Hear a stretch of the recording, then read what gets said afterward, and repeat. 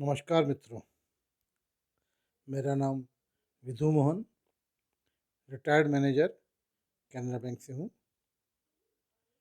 मित्रों, मैंने अपने सर्विस काल में बहुत देखा कि लोग बाग अपना अकाउंट खोलने के लिए आते हैं, लेकिन क्योंकि डॉक्यूमेंट पूरे नहीं लाते या नहीं ला पाते, या तो अज्ञानतावश या उनको लाने में कुछ झिझक होती है, जो भी कारण हो, बहरहाल जब वो खाता खुलवाने आते हैं तो वो ढंग से अपने पेपर्स ना लाते और उसकी वजह से उनको खाता खोलने में परेशानी होती है।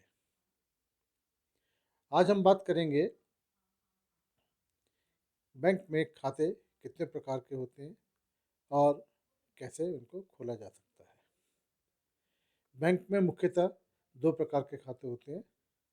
एक डिमांड डिपॉजिट यानी मांग पर, जो कभी भी किसी समय भी कस्टमर द्वारा अपने पैसे की डिमांड की जा सकती है, जिसे हम डिमांड डिपॉजिट बोलते हैं।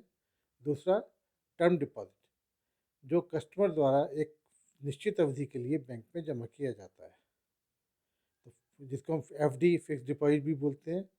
और जो टर्म डिमांड डिपॉजिट्स होते हैं, उसमें सेविंग खाता और करंट खाता, दो तरह के खाते होते हैं।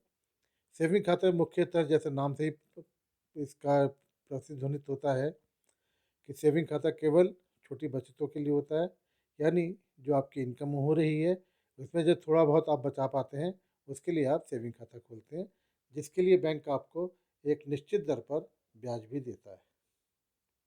करंट खाता यानी चालू खाता, वो मुख्यतः बिजनेस के लिए होता है, जिस पर कोई ब्याज नहीं मिलता, क्योंकि बिजनेस के लिए आप पैसा उसमें डालते हैं, लेन देन करते हैं, तो उसके लिए, क्योंकि आप उसमें कमर्शियल ट्रेडिंग है, तो बैंक उस पर आपको ब्याज नहीं देता है, बल्कि उसके रखाव के लिए भी आपसे पैसा लेता है। ये करंट अकाउंट होता है। आज हम बात करेंगे सेविंग खाते की। सेविंग बैंक अकाउंट, बचत खाता। प्रश्न आता है कि बचत खाता कौन खोल सकता है। बचत खाता भारत का कोई भी निवासी किसी भी बैंक में खाता खोल सकता है। वो अपने स्वयं के नाम से, अपने बेटे के नाम से, जो नाबालिग बच्चे हैं उनके नाम से खोल सकता है। वो इंडिविजुअल भी खोल सकता है, यानी कि व्यक्तिगत रूप से अकेले का भी खोल सकता है, या दो से अधिक लोगों के साथ मिलकर जॉइंट अकाउंट भी खोल सकता है। लेकिन ध्यान रहे, जॉइंट में चार से ज़्यादा संयुक्त खाते, संयुक्त व्यक्ति के नाम नहीं हो सकते। तो ये जब हम जान गए कि हमें सेविंग खाते में इंडिविजुअल भी होता है हमारा, और जॉइंट अकाउंट भी होता है। जॉइंट अकाउंट में मैंने बताया चार से ज़्यादा व्यक्ति एक साथ खाता नहीं खोल सकते। उसमें प्रश्न आता है कि जब खाता खोलने के लिए जब हम जाते हैं तो क्या करना चाहिए।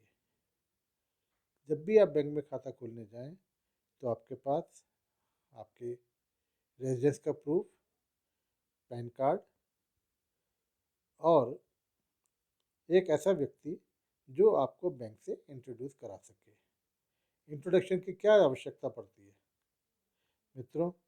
जब कोई भी दो अजनबी आपस में मिलते हैं, तो आपस में एक दूसरे को नहीं जानते, तो उनको बताने के लिए, उनको एक दूसरे से इंट्रोड्यूस कराने के लिए एक तीसरे व्यक्ति की ज़रूरत होती है जो उन दोनों को जानता हो, तभी आपस में विश्वास डेवलप हो पाएगा। तो इसलिए इंट्रोड्यूसर की ज़रूरत होती है। और इंट्रोड्यूसर का बैंक, जिस बैंक में आप खाता खोल रहे हैं, उस बैंक की किसी शाखा में कम से कम 1 वर्ष से ज़्यादा संतुष्टि यानी सेटिस्फैक्ट्री लेन देन चल रहा हो। और वो इंट्रोड्यूसर, वो आपको भी कम से कम 1 साल से ज़्यादा से जानता होना चाहिए, जैसा कि बैंक का नियम है। इसके साथ आपको 3 फोटो लेके जाना चाहिए। तो आपको क्या ले जाना है? एक तो अपना रेजिडेंस प्रूफ, एक फ़ोटो आईडी के रूप में आपका पैन कार्ड हो गया, और एक इंट्रोड्यूसर हो गया। 3 फोटो आपको अपने साथ ले जाने हैं। जब आप ये चीज़ लेके जाते हैं, तो बैंक आपका खाता खोलने में तैयार रहता है। आजकल तो ऑनलाइन अकाउंट भी खुलने लगे हैं, तो उसके लिए भी आपको इन्हीं चीज़ों की आवश्यकता पड़ती है। बहुत से लोग ये पूछते हैं सब कि आपको क्या ज़रूरत है इन सब चीज़ों की, कि आप हमारे फ़ोटो भी ले रहे हैं, हमारे आई कार्ड भी ले रहे हैं, हमारा पैन कार्ड भी ले रहे हैं। तो मित्रों, ये रिज़र्व बैंक ऑफ इंडिया की गाइडलाइन है, जिसे हम केवाईसी बोलते हैं। केवाईसी मतलब नो योर कस्टमर, यानी किसी का भी खाता खोलने से पहले बैंक को उस व्यक्ति के बारे में जानकारी होना आवश्यक होता है। तो इंट्रोडक्शन भी इसलिए आवश्यक है, आईडी प्रूफ भी इसलिए आवश्यक है, फ़ोटो आईडी भी इसलिए आवश्यक है, और 2 फ़ोटो भी आपके लिए आवश्यक होते हैं। इसके बेस पर आप अपना खाता खोल सकते हैं। अब बात आती है कि जब हमने अपना खाता खोला, तो क्या बच्चे का खाता भी खोल सकते हैं? यस। यदि बच्चे की उम्र 10 वर्ष या उससे अधिक है और वो किसी स्कूल में पढ़ता है, तो उस बच्चे का उसके स्वयं के नाम से भी खाता खोला जा सकता है। यदि बच्चे की उम्र 10 वर्ष से कम है, तो उसका खाता खुल सकता है उस बच्चे के नाम से, लेकिन वो उसको स्वयं ऑपरेट नहीं कर सकता। उसको ऑपरेट करने के लिए उसके गार्जियन, नेचुरल गार्जियन, जिसे माता या पिता, वो उनको खोल सकते हैं, या कोर्ट के द्वारा अपॉइंटेड कोई गार्जियन उसके खाते को ऑपरेट कर सकता है। यदि 10 वर्ष या उससे ऊपर का उम्र का बच्चा है, तो उसका खाता जिस स्कूल में वो पढ़ रहा है उस स्कूल के प्रिंसिपल द्वारा अनुमोदित होना चाहिए। इस खाते की आवश्यकता पड़ती है आजकल, क्योंकि गवर्नमेंट कोई भी छात्रवृत्ति वगैरह कोई दे रही है, तो वो सीधे बच्चे के अकाउंट में ही देती है, जिसे हम डीबीटी भी बोलते हैं, डायरेक्ट बेनिफिशियल ट्रांसफ़र। तो डायरेक्ट बेनिफिट ट्रांसफ़र में उसके खुद के खाते में जाएगी, इसीलिए वो खाता स्कूल के द्वारा रिकमेंडेड भी होना चाहिए। बात करते हैं यदि हम संयुक्त खाते की, तो संयुक्त खाते में हमने जैसा बताया कि मैक्सिमम 4 व्यक्ति एक साथ खाता खोल सकते हैं। और उसमें आता है कि हम खाते जो चारों खोलेंगे, तो उसमें ऑपरेशन की कंडीशन क्या रहेगी, यानी खाते को परिचालन कैसे किया जाए। खाते का परिचालन जो मुख्यतः बैंक जिसको इजीली एक्सेप्ट करता है, वो है any one of the four depositor, या जितने भी डिपॉजिटर हैं, एनी वन ऑफ अस, जिसे ई और एस भी बोलते हैं, आइदर और सर्वाइवर। आइदर और सर्वाइवर का मतलब है उनमें से कोई भी, या किसी की मृत्यु हो जाती है, तो जो बाकी बचे हुए हैं वो उसको ऑपरेट कर सकते हैं। इसके अलावा यदि किसी इलिटरेट का खाता हमने खोला, इलिटरेट मतलब जो व्यक्ति अपना लिख पढ़ नहीं सकता, अपना नाम भी नहीं लिख सकता, उसे हम इलिटरेट बैंकिंग भाषा में बोलते हैं। यदि कोई इलिटरेट का खाता खोलना है, तो उस केस में जो सारी फॉर्मेलिटी पहले बताई हैं वो फॉर्मेलिटी तो होंगी। इसके अतिरिक्त उनको एक डिक्लेरेशन, जो इंट्रोड्यूस करने जा रहा है बंदा, उसको एक डिक्लेरेशन भी देना पड़ता है कि मैंने बैंक के जितने भी नियम कानून हैं वो उस इलिटरेट व्यक्ति को समझा दिए और वो उसकी समझ में आ गए हैं। ये इसलिए ज़रूरी है क्योंकि जिससे कि बैंक इस चीज़ को सेटिस्फाई कर सके कि हाँ, जो बंदे ने खाता खोला है वो इस सब बैंक के नियम से वाकिफ़ हो चुका है।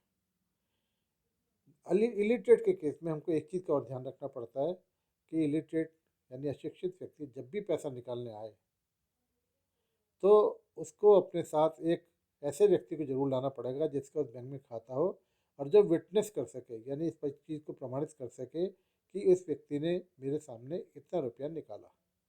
क्योंकि क्या होता है कि कई बार अशिक्षित व्यक्ति की अशिक्षा का लोग फ़ायदा उठा लेते हैं। मान लीजिए उसको निकालने 4,000 हैं, एक ज़ीरो बढ़ा के 40,000 निकाल दिया, उस व्यक्ति को 4,000 मिले, 36,000 का उसके साथ नुकसान हो सकता है। तो इसलिए एक ऐसे व्यक्ति को लाना पड़ता है जो इस चीज़ को प्रमाणित कर सके कि हाँ, इस अमुक व्यक्ति ने इतना रुपया मेरे सामने निकाला। ऐसे व्यक्ति को, अशिक्षित व्यक्ति को चेकबुक भी जनरली बैंक नहीं देता है। अब बात करते हैं हम इसके आगे, बैंक में लेन देन का क्या प्रकार रहता है। बैंक में जमा करने का आपको सबको मालूम है कि बैंक में जाते हैं, जमा पर्ची से जमा करते हैं। अब बैंक उसमें अकाउंट के साथ साथ आपका फ़ोन नंबर भी मांगने लगा है। क्यों? यदि किसी प्रकार से आपके जमा करने में नोट की घटती बढ़ती हो जाती है जमा करने के बाद, या किसी व्यक्ति के द्वारा आपने भिजवाए, यदि 50,000 या उससे ऊपर की कोई रकम आप जमा कराना चाहते हैं और आपका किसी वजह से बैंक में पैन कार्ड नहीं फीड हो पाया है, या आपने उस समय नहीं दे पाया जिस समय आपने खाता खोला है, तो बैंक आपसे फ़ोन पर उसके बारे में बात कर सकता है और उसको आपका पैन कार्ड वगैरह उसमें अपडेट कर सकता है। चेक के केस में भी यही है कि 10,000 या उससे ऊपर के पेमेंट के लिए आपको अपना पैन कार्ड या कोई इस तरह का आईडी प्रूफ देना पड़ता है। अब रिजर्व बैंक की गाइडलाइन ये भी आ गई है कि चेक यदि आप किसी व्यक्ति को, किसी थर्ड पर्सन को, यानी आप स्वयं ना निकालने के अलावा किसी और व्यक्ति को पेमेंट देना चाहते हैं 10,000 से ऊपर का, तो उस व्यक्ति को अपना प्रूफ आईडी देना पड़ेगा, जिससे कि वो बैंक में उसका प्रस्तुत कर सके। क्योंकि ये रिजर्व बैंक की गाइडलाइन है तो सब बैंक इस चीज़ को अब फॉलो कर रहे हैं।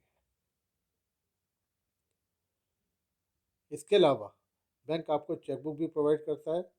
चेकबुक में मैं आपको एक चीज़ बताना चाहूँगा कि चेकबुक जब आप बैंक से लें तो कृपया ये सुनिश्चित कर लें कि चेक की जितनी लीव ऊपर लिखी हुई है, 10 लीव, 20 लीव, 25 लीव या 50 लीव, जो भी आप लेते हैं उतने उसमें काउंट कर लीजिए। क्योंकि कभी कभी क्या होता है कि उसमें कोई लीव गायब होती है या बैंक की तरफ से कोई प्रॉब्लम होती है, या आप लेके आते हैं, तो आपको एक निश्चित पता होना चाहिए कि मैं जब बैंक से लाया इसमें इतने पेज थे, और उसमें 4 या 5 पेज पहले एक रिक्वेजिशन स्लिप, यानी चेक जब ख़त्म हो जाती है चेक बुक, तो चेक के लिए रिक्वेजिशन लगी होती है। उस रिक्वेजिशन का बहुत महत्व होता है।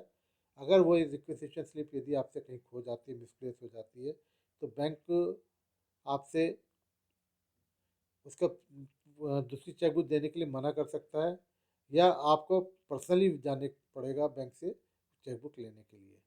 बैंकों ने तो अब ये शुरू कर दिया कि जो भी चेक बुक हो वो आपके पते पर पहुंचेगी।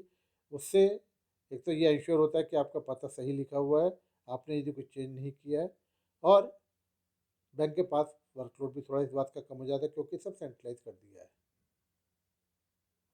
तो ये थे कुछ खातों के खोलने के बारे में आपसे कुछ जानकारी मैंने शेयर की। आपको कैसा लगा कृपया इस चीज़ को देखें, मुझे बताएं। और भी कोई इसके सेविंग खाते के बारे में आप मुझसे जानकारी चाहते हैं तो कृपया मेरे वीडियो को लाइक करें और सब्सक्राइब करें। कोई भी क्वेरी यदि है तो कमेंट बॉक्स में डालें। Thank you so much. अगली बार हम आपके सामने प्रस्तुत होंगे करंट करंट खाते के बारे में बात करने के लिए। तो धन्यवाद so much, thank you so much.